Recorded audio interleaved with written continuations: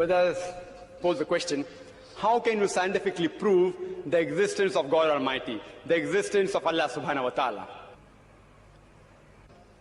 Especially to an atheist. You ask this atheist that suppose there is an object, an unidentified, maybe a flying object, which no one in the world has seen. No human being in the world knows about this object. If it's brought in front of you, and if you're asked that who will be the first person who will be able to tell you the mechanism of this unidentified object, you have to ask him the question. Who is the first person who will be able to tell you the mechanism of this new object which no one in the world has seen? After thinking for a while, he'll give the answer. The person who will be able to tell you the mechanism, the first person, is the creator of that object. Some may say manufacturer, some may say producer. Whatever they say, don't grapple with the word, accept it. It will be somewhat similar, either creator or producer or manufacturer. But remember what he has told you. Keep it in your mind. Then ask him the next question. How did the universe come into existence? How was it formed? He will tell you by the Big Bang Theory. Tell him the Quran mentions in Surah Anbiya, chapter 21, verse number 30, about the Big Bang Theory. Who could have mentioned this in the Quran 1400 years ago? So he will tell you, maybe it's a fluke. Don't argue with him. Next part of the question. We did not know the light of the moon is reflected light. We came to know recently. You ask him, he'll tell you, yes, yes. The light of the moon is reflected light. It's not its own light. When we discovered, he will tell you recently, yesterday, 50 years back, 100 years back, yesterday in science. You tell him, the Quran mentions that the light of the moon is reflected light 1400 years ago. Who could have mentioned that? Maybe somebody had a wild guess. Don't argue with him. Continue. We thought the sun was stationary. You ask him, is it stationary? You say, no, it's rotating and revolving. When you learn this, he will tell you yesterday, 50 years back, 100 years back. Quran mentions this 1400 years ago. He will hesitate, but may say, maybe some intelligent person wrote it. Don't argue with him. Continue. How was the universe initially? What is celestial matter? He will tell you, it was smoke. How did you come to know? We have got proof, we have got evidence. You tell him, Quran mentioned this 14 years ago. Who could have mentioned that? He will hesitate. Don't wait for response. Continue. Keep on posing question after question. All that I give in the lecture, keep on posing one question after the other. That water cycle, how do we come to know about it? Quran mentioned 14 years ago. About every living thing made from water. Who could have mentioned that?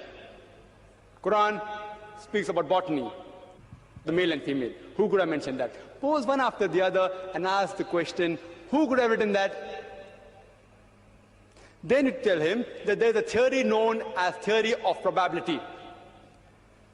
That if you have two choices, out of which one is right, the chances that you will make the correct choice just at random is 1 in 2.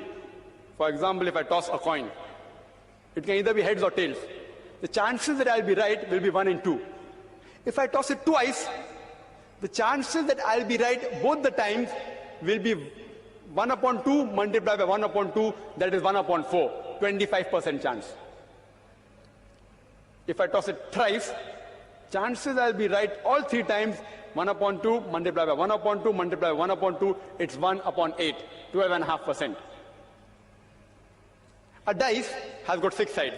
If I throw a dice, the chances that at random I'll be correct is 1 upon 6.